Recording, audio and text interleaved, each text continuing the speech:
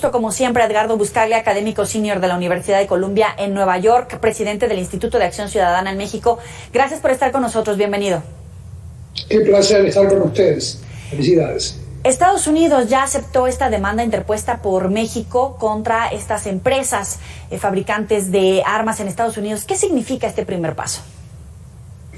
Pues un paso importante, pero difícil de ganar una demanda de ese tipo porque las empresas que fabrican armas en Estados Unidos cumplen con el marco regulatorio legal norteamericano, o sea que se parte de la presunción de que no violan la ley norteamericana en la producción y distribución de armas, lo mismo que sus distribuidores y armerías, o sea, venden las armas norteamericanas en territorio americano bajo la ley americana sin violarlo. Para poder probar que estas compañías, estos fabricantes de armas están violando las normas básicas de responsabilidad civil extracontractual, que es un poco lo que está pretendiendo hacer el Estado mexicano, hay que probar que estas fabricantes de armas estaban violando los marcos regulatorios preventivos norteamericanos, cosa que va a ser casi imposible probar eso. Lo cierto es que el factor responsable de la entrada de armas de Estados Unidos a México es el hecho de que en la década pasada la ley federal norteamericana se modificó y las restricciones a la venta de armas automáticas, las armas estas que ustedes ven en manos de delincuentes organizados mexicanos, armas de guerra, se volvieron legales en Estados Unidos. Aumentó la producción de estas armas automáticas y aumentó la predisposición y la oportunidad de encontrar estas armas en la frontera con México aumentó enormemente. O sea, aumentó la producción de estas armas en Estados Unidos más de un 300%, armas de guerra, armas automáticas, y esa disponibilidad enorme en el mercado norteamericano hizo mucho más fácil que las redes criminales mexicanas, la delincuencia organizada mexicana, pueda traficarla a México. Sí. A través de redes compuestas por ciudadanos norteamericanos, en gran parte, que son contratados por los carteles mexicanos para traer esas armas del lado mexicano. Entonces, eso por un lado. Por el otro lado, hay armas que no son disponibles en las armerías de los estados del sur norteamericano, por ejemplo, lanzagranadas, por ejemplo, esas armas que sirven para penetrar las corazas de los tanques, misiles tierra-tierra, misiles tierra-aire. Eso no se puede comprar en una armería norteamericana. Eso normalmente entra a través de los puertos del Pacífico mexicanos y viene principalmente de China, del contrabando de armas pesadas de China. O sea que hay dos mercados ilegales que están abasteciendo a la industria de la guerra en México, lamentablemente. Y esos dos factores están causando que la delincuencia organizada se pueda enfrentar de igual a igual con el ejército mexicano. Entonces, hay dos factores, dos canales principales de contrabando, de tráfico de armas. El norteamericano, que les acabo de mencionar, para armas más livianas, y el asiático, que entra a través de los puertos Mazatlán, por ejemplo, Lázaro Cárdenas, ahí en Colima. Ahí encuentran un gran tráfico de armas de guerra que entran a través de corrupción de funcionarios mexicanos. Hay que señalar también que la corrupción del lado norteamericano es cada vez peor, ya que entran del lado americano estas armas más livianas y entran a través de México de manera descentralizada, pero coordinada por los carteles mexicanos. Sí. Eso es un poco el gran panorama que nos encontramos hoy. El gobierno mexicano acusa que hay negligencia por parte de las empresas en Estados Unidos que facilitan el tráfico ilegal. ¿La negligencia, en efecto, es por parte del control que se ejerce en Estados Unidos o es una negligencia al interior del país?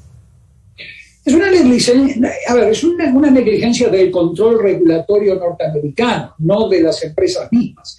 sea, el control regulatorio norteamericano, o sea, el control de armas, el control para el acceso a las armas, para el uso de armas en Estados Unidos, es enormemente deficiente y ha venido colapsando cada vez más legalmente. O sea, se les ha quitado restricciones regulatorias que antes impedían que se pueda adquirir con tanta facilidad unas armas automáticas utilizadas en conflictos bélicos. Y esa es una situación ligada al mismo marco regulatorio, a las leyes federales norteamericanas. No se olviden que la ley federal norteamericana, desde el 2005, le da inmunidad a las empresas privadas fabricantes de armas.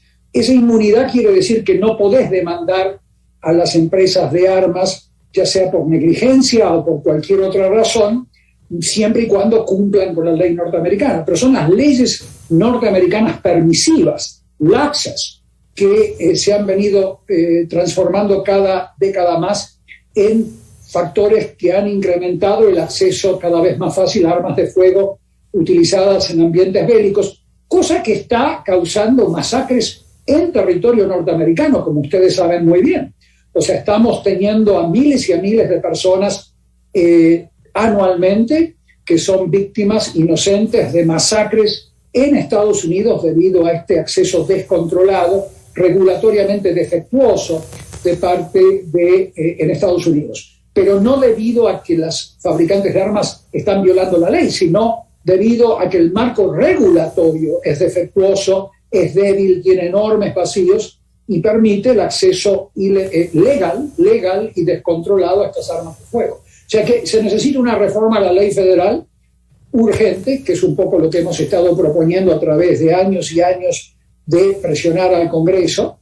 Y tengo una buena noticia, por ejemplo, en el estado de Nueva York, hace pocas semanas se propuso una iniciativa de ley para poder demandar a las empresas fabricantes de armas y quitarle la inmunidad legal que le brinda la ley federal. Eso acaba de ser novedad en el estado de Nueva York hace pocas semanas. O sea que va a ser muy difícil para el Estado mexicano demandar a los fabricantes de armas en un régimen legal norteamericano donde tienen una inmunidad casi absoluta por ley federal. Sin embargo, México pedía una recuperación económica por el daño, las afectaciones en territorio mexicano. Si no van a ganar esta demanda, también pues destaca ¿qué puede ganar México? ¿Sentar precedente o cuál es el mensaje? Puede intentar presentar precedente. Políticamente el mensaje mexicano es muy poderoso. Es un mensaje político, claro está, principalmente de Marcelo Ebrard, con vistas a las próximas elecciones, donde él desea ser candidato presidencial, y desde ese punto de vista, sí, tiene un gran contenido político la demanda, más que fundamento legal. Insisto, tienen que entender que cuando tú demandas a un fabricante de armas norteamericano, lo estás demandando en el marco legal norteamericano, en donde las empresas, como acabo de decir antes, tienen una inmunidad importantísima en lo que se refiere a responsabilidad civil extracontractual, que es la negligencia a la cual usted se refiere.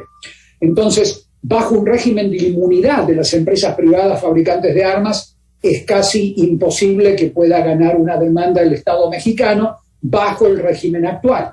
Ahora, si la ley en Nueva York se aprueba, la que estoy mencionando, y esto es un consejo jurídico gratuito para el Estado mexicano, si se aprueba y si se aplica, ahí sí sería mucho más fácil demandar a estas empresas en el Estado de Nueva York. Pero hasta donde yo sé, no la han demandado en el Estado de Nueva York. Entonces, es importantísimo entender el marco jurídico norteamericano antes de entrar en estas demandas, pero es un mensaje político poderosísimo hacia adentro, hacia México, y también puede ayudar a las personas como yo mismo que han estado abogando para el control de armas y un marco regulatorio mucho más civilizado como el europeo. También tenemos armas que llegan de Europa. Usted recordará que hace años se encontraron armas alemanas exportadas ilegalmente, iban dirigidas originalmente al ejército mexicano, que fueron encontrados entre aquellas personas que perpetraron el crimen de lesa humanidad contra los 43 estudiantes de Ayotzinapa. Ustedes se acordarán de eso, había armas alemanas exportadas ilegalmente. O sea que el problema en cuanto a entrada ilegal de armas a México, no se concentra solamente en Estados Unidos, se concentra también en manos de empresas alemanas, que en este caso, insisto, violaron la ley alemana. Ahí sí sería mucho más fácil demandar a una compañía alemana que violó la ley alemana. Hubo inclusive una sanción del Estado alemán, sanción económica contra esta empresa alemana que no recuerdo el nombre.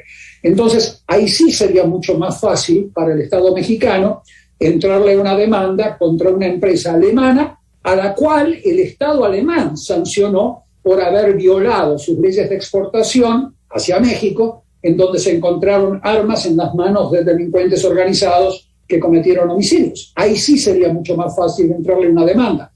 Para mí es un misterio por qué no se demandó a esta empresa alemana y sí a las empresas norteamericanas. Habría que preguntarle a los jurídicos que asesoran al señor Marcelo Ebrard por qué hicieron eso. Para concluir, vemos que va en escalada. De repente observamos el atentado contra el secretario Omar García Harfuch con armas de grueso calibre en la Ciudad de México, en una de las zonas más vigiladas de poderío económico. De repente vemos a grupos de autodefensas mucho más armadas que lo que habíamos visto. Volvemos a ver el nacimiento en Michoacán, ahora vemos la situación en Chiapas. ¿Va en escalada? ¿Se está perdiendo el control, si es que había en esas zonas? ¿O qué está pasando? ¿Por qué Ciudad de México Mira, si me das unos minutos les explico enseguida. Mira, la delincuencia organizada mexicana está ubicada en 73 países del mundo, en el caso de la Organización del Mayo Zambada, en 27 países del mundo, en el caso de la Organización del Mencho, o sea, son multinacionales del crimen organizado, en donde en muchas ocasiones ellos exportan seres humanos traficados, mujeres, niñas, y los intercambian, como en el caso de Turquía, por armas producidas por el ejército turco. Ese es un caso específico. Entonces tú tienes una delincuencia organizada mexicana que está aumentando a gran escala la disponibilidad de armas de guerra dentro del territorio mexicano, y a eso le tenés que sumar la corrupción dentro del ejército mexicano, donde también al ejército mexicano se les escapan armas. Para que ustedes vean de dónde salen las armas mexicanas, yo les recomiendo leer un trabajo excelente que publicaron dos académicos de the University College of London, de Londres, hace unos meses, sobre el tráfico de armas en México. Está en inglés, lamentablemente, no está traducido al español. Los autores son Garza y Gill. Y ahí ustedes ven que las confiscaciones de armas, las incautaciones de armas en territorio mexicano provienen de tres fuentes: de la fuente asiática, de la fuente americana, en el caso de armas livianas, y de fuentes europeas. En Alemania, por ejemplo, puede ser un caso, Turquía puede ser otro, en donde ahí tienen tres puntos de entrada, más corrupción del mismo ejército mexicano, en donde en muchos casos hay corrupción en todas las instituciones, se les escapan armas por ese lado. O sea que tienes un gran problema de corrupción y de acceso ilegal a armas debido a la corrupción administrativa, a la corrupción militar y a los problemas de frontera con Estados Unidos, que ya son legendarios. Entonces, combatiendo a la delincuencia organizada desde la corrupción de los funcionarios públicos, vas a poder frenar este tráfico de armas. Y les recuerdo una cosa más. Canadá comparte la frontera más larga del planeta con Estados Unidos. Canadá es un país con una alta frecuencia de posesión de armas. Canadá también demanda armas de Estados Unidos, enormes cantidades, pero tú no ves en Canadá fosas comunes, armas de guerra utilizadas contra el ejército canadiense. Tú no estás viendo en Canadá masacres de ciudadanos y ciudadanas con este tipo de armas que acabamos de comentar. En Canadá no ocurren estas cosas a pesar de tener una frontera abierta con Estados Unidos. O sea, la disponibilidad de armas de Estados Unidos no necesariamente te crea masacres como las de México. Tiene que haber corrupción política y administrativa agregada a la disponibilidad de armas norteamericanas para que tú tengas la tragedia que vive México. Canadá no vive estas tragedias a pesar de ser un país con una alta disponibilidad de armas para uso deportivo, altísima, Canadá, y con una frontera que es la más grande del mundo, la más larga del mundo. Y no ves que en Canadá se estén produciendo estas masacres debido a armas norteamericanas. O sea que hay que tener cuidado con atribuirle a la disponibilidad de armas en Estados Unidos como la causa de las muertes en México. Las causas de las muertes en México, sí, es la disponibilidad de armas en Estados Unidos, pero después de la disponibilidad de armas, después de que compran esas armas, los que la trafican a México son criminales organizados de organizaciones mexicanas. A esos hay que agarrar, a los que están corrompiendo aduanas, a los que están corrompiendo al ejército mexicano. Por ahí hay que agarrar el tema y no solamente entrar en la caricatura, porque si no, si fuese verdad de que los norteamericanos tienen la culpa de todos los males, los canadienses estarían sufriendo el mismo problema. Los canadienses tienen instituciones fuertes de control de la corrupción y por lo tanto el flujo de armas norteamericanas no causa masacres generalizadas como en México. O sea que hay un tema ahí que hay que debatir mucho y muy bien antes de llegar a conclusiones como las que propone el canciller mexicano en esta demanda que han iniciado. Es Edgardo Buscaglia, muchísimas gracias por estar con nosotros aquí en Mega Noticias. Muy buena tarde. Felicidades, muy buena entrevista. Hasta pronto. Gracias, hasta luego.